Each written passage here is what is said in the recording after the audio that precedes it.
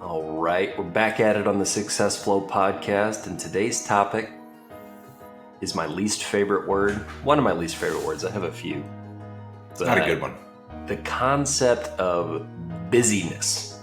We're coming at you today with one of the words we probably hear every day at some point.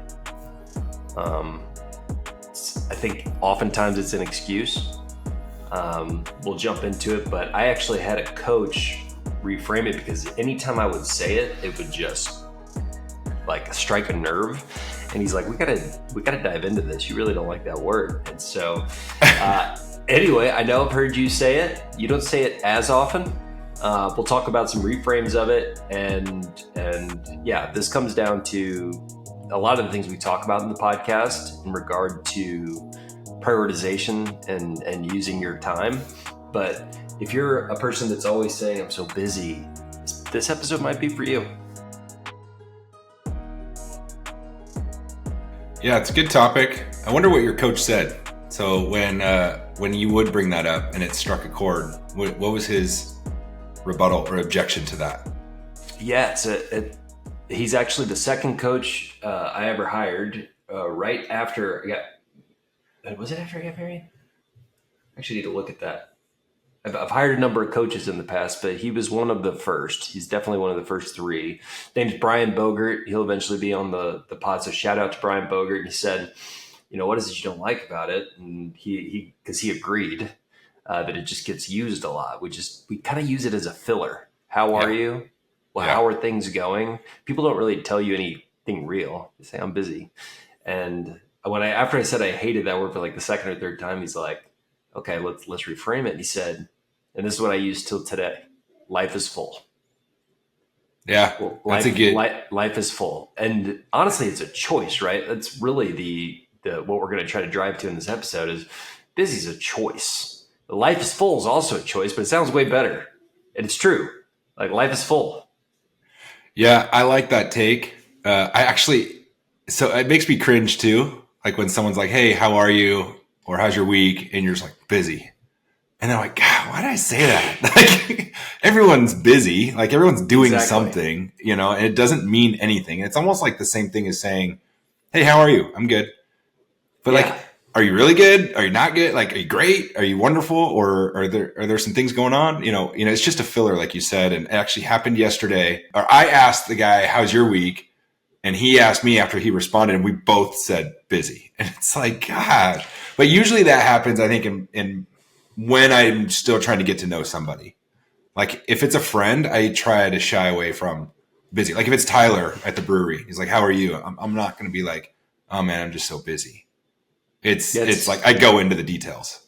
That's true. I think it's just because it is the go-to response. It's one of the most mediocre things you can say. It's kind of like, to me, it's like ingrained in my subconscious mind where I will rarely say it. Like I haven't used it in a while, but to me, it's like talking about the weather. We jump on a sales call and you're in a meeting and you're about to talk and like talking about the weather. It's like, sure, there is nothing shows me you're not in this conversation more. I mean, unless there's something extreme going on, like a current event with like the tornadoes that are just happening in Iowa. That's different than saying, oh yeah, sure is hot in Arizona. Sure is hot. Yeah, but it's a dry heat. We live here. It's like, tell me you're not engaged in this conversation. So anyway, again, this is a little bit personal and this is just nomenclature, but it doesn't change the fact that we are all running and gunning. You add, of course, our work lives. And the other thing is like, 24 hours in a day. That's another thing that recently I've been, we don't have 24 hours in a day.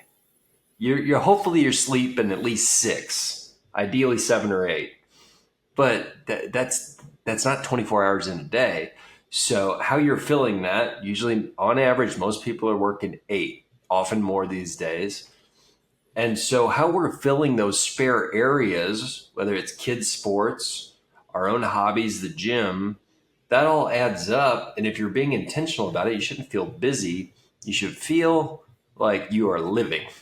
And so it's not like this is going away. Life's always going to be full. The calendar's going to be full. But there's a part of this is empowerment through language. And I think busy gives a victim mindset, like you didn't choose what your calendar looks like. Yeah, it goes back to the work-life integration piece, right? Like Mm-hmm. we're always busy, life is full.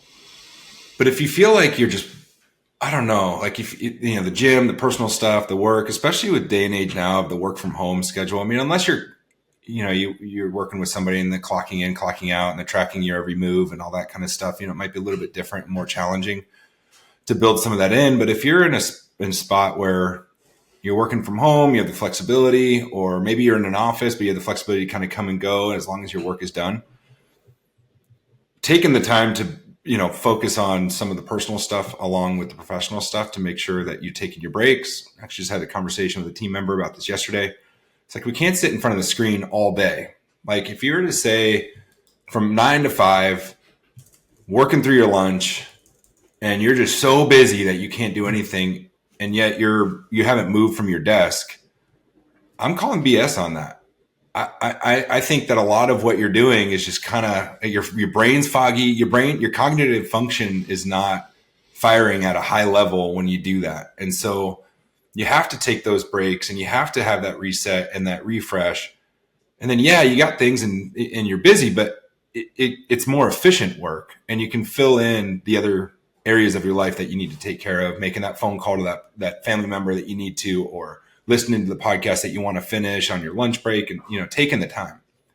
And so busyness to me is not, life is full is much better in my eyes because life is full, but business means that it's not efficient work. You're just always busy. Like you always feel like you're sitting in front of the computer working, or, you're not, it's not, I guess what's the word? You're not like strategically or planning out your day in a way to have a constant refresh of the mind and make it not feel like you're so busy.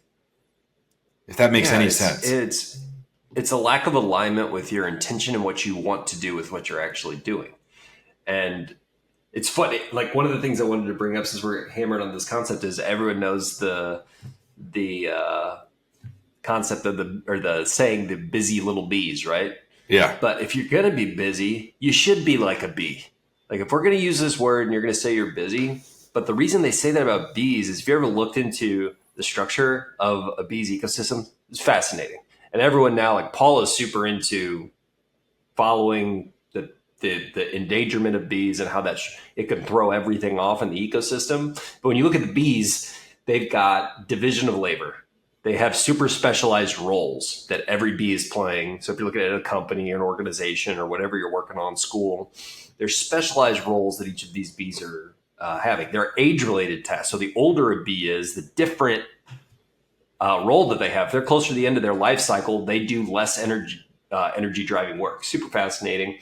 The structure of the honeycomb. So we talk about setting up our environment. It's hexagons. They're hexagons for a reason because that gives them maximum storage capability. There's more storage than a block square grid. And resource utilization, there's always the queen bee, there's strong leadership that is going for reproductive purposes and whatnot. So if you look at if we're going to be busy like a bee. That's why it's a cliche saying, had to work that in. Yeah, no, that's a good, I mean, you're right. You're busy like a bee, but it goes back to maybe, I don't know, overcommitment, maybe inefficiency, poor time management, not time blocking.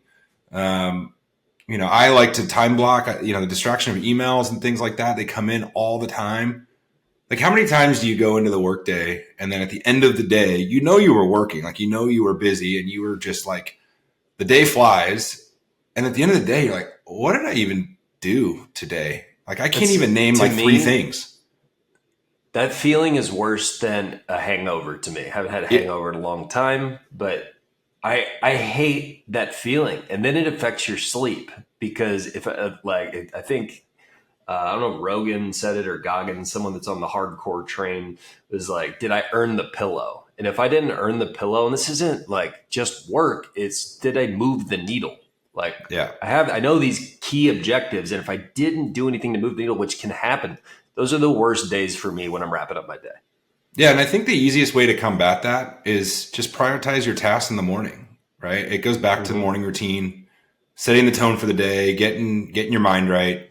And maybe even the night before. I know a lot of people do this the night before. I'm like, hey, these are the priorities I need to knock out tomorrow. And they'll write them down or send themselves an email or whatever their evening routine is. But you're no longer looking at it scattered brain busyness if you just can jot down the things you need to take care of and then see the progress in your work by checking those off. And then you have the ability to just solely focus on that task at hand and time block your emails. Maybe it's like, for this hour from 9 to 10 a.m., I'm not answering emails. And even if you're in a support role and you need to get back to clients quickly, getting back to them within 90 minutes is like, that's fine. You know, it's not like it has to be immediate. Clients aren't, if they need immediate attention, they'll call you. An email, you can get back to them, or you can loop in a teammate if it's urgent or something you're working on. Anyway, I think time blocking will help with that busyness. I also think the crutch of busyness is procrastination. Mm-hmm. I think when you're working on something and you need to do something and you need to take action on it, but you continue and meticulously just keep perfecting and you just keep tweaking and tweaking before you send it out or before you take the action. Well, look at I spent a week on this project. Yeah, well, the project could have been launched 4 days ago, and then look where it would have been. Yeah, right. And so there's something to do with busyness where you don't feel like you accomplished anything because you haven't shipped anything. You've just been tweaking. And I learned that along the way, especially with all the creation I've been doing in the last 12 months or 18 months is, at first it was like, oh man, I need to make sure every word is spelled correctly and the punctuation. It's like, at the end of the day, I'm trying to get the message out too. And so I will review and go through my review process, and I've gotten pretty good at it. But I got to just ship this stuff out and continue to learn along the way, and instead of tweaking to, so then I don't feel like I'll never get it out. Like the playbook, like when I was designing those pages, like I was like, I put together the playbook finally, and we've done the jump workshop events. And then I learned from feedback on, some things that should be updated or looked at differently. Had I just tweak forever and never launched the playbook, then I would have just been like, oh, I've been so busy. I've been working so hard. But I've never actually learned anything because I haven't actually put it into motion. So you have to take that action. Absolutely. And you've been helpful with me on this podcast with that. It's like, Phil, and I think of it, I try to look at everything at the 80-20 principle. Is it 80% there?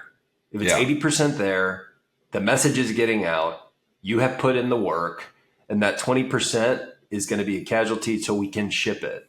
And at the end of the day, the amount of studying of procrastination, which is what led me to the Flow Research Collective, a part of it, is fear.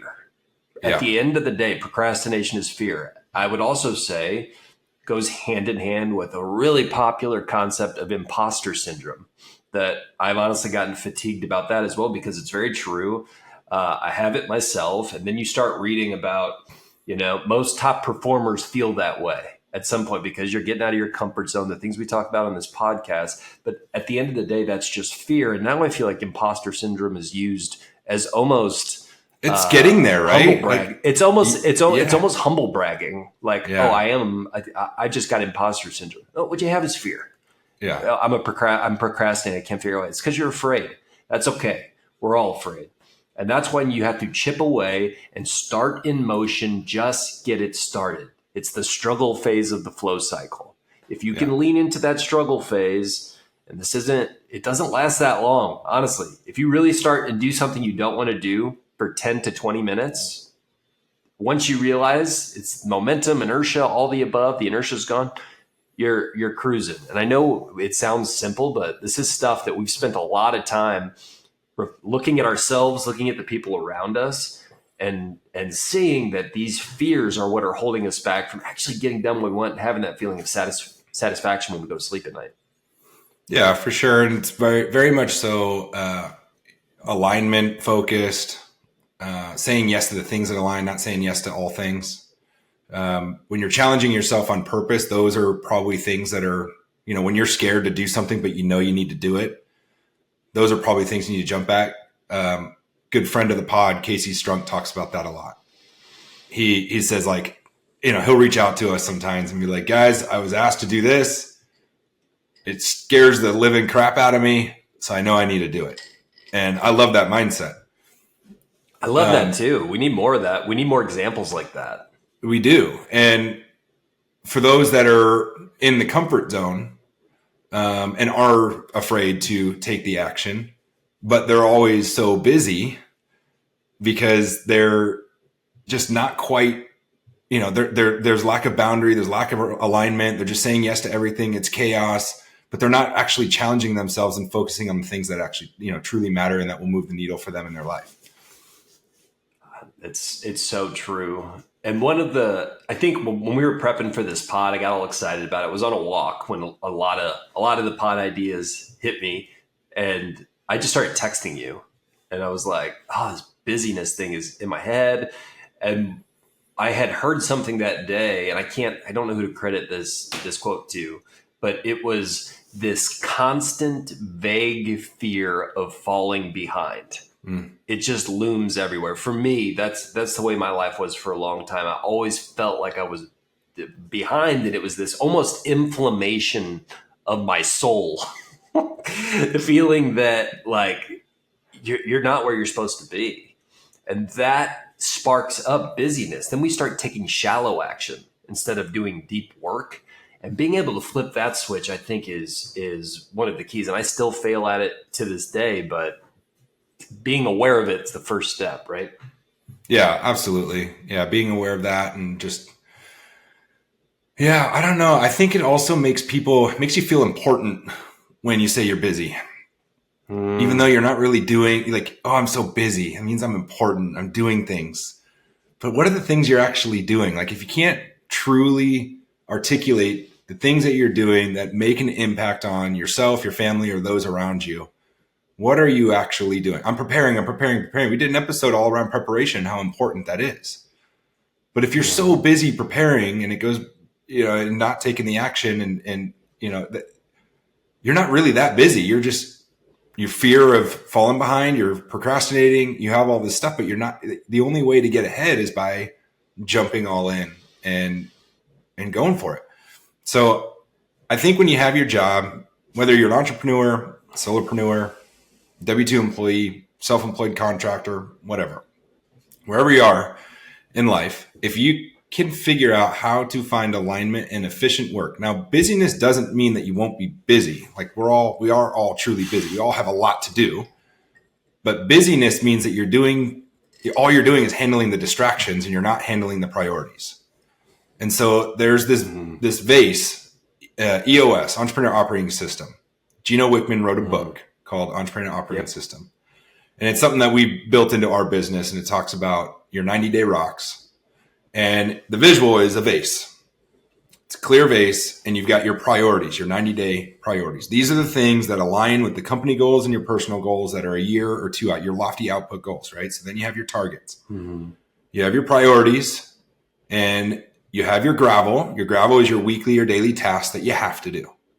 And then you have your sand, and your sand is your distractions. Those are your emails, the social media, the things that are coming at you that you're not focused, like you're focused on those things, but you're not really moving, you're not doing anything of importance. So if we focus on the distractions and the sand, we pour all that sand in there, and then we tackle our weekly tasks that we know we need to get to, our meetings and things that we have to do in the business or whatever. And then we hit our rocks. Well, the vase is going to overflow. You're not going to be able to fit it all in. But yet we are so busy. We're busy all the time. Like I've done so much. I've constantly been working. But if you focus on the priorities first, the big priorities that are so important that if we don't accomplish them in 90 days, it won't allow for further growth.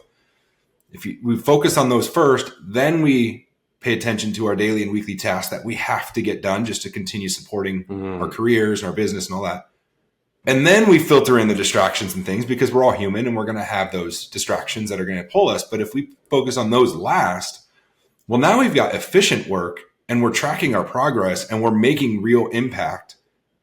Yeah, we're really busy, but it's efficient and doesn't feel like you get done at the end of the day. Like, well, what did I even just do? Life is full, baby. Life is full. You can fill that whole vase with all those things when you focus on the priorities first, the big tasks at hand first, and then And then you start building, and focus on the other things from there. But I love that analogy and that visual from that book. And obviously we've taken some classes and learned some EOS implementers. There's a lot more to that.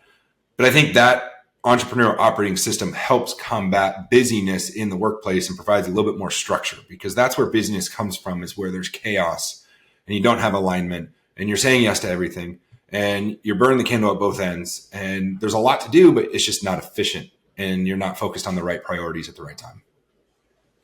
Yeah, the last thing we want to be doing is working hard and achieving little, right? Like that's another little snippet that I sent you, and that's an empty feeling. That's back to, did you earn the pillow, and that feeling for the day and the week and the it's month. The hamster wheel, the proverbial hamster wheel. Yeah, as opposed to actually seeing, like when we're watering the bamboo shoot, like intentionally curating and doing the things for the bamboo shoot that have to be done, not just moving soil around, not just, spraying water everywhere. We're really trying to be targeted on what we're trying to move forward, and just maintaining that concept of, is there a tangible output here? Am I creating value? If not, to your point, we're just spinning our wheels. Well, and there's so many tools out there now, right? With technology and AI. And, if you're so bogged down with email, if you're not using ChatGPT to help you with your email, you're behind the game. And you just throwing in a prompt of like, received an email, how can I respond in a positive way? Tweak it, copy and paste in your email, tweak it in your own words to have some, to have some personality in there.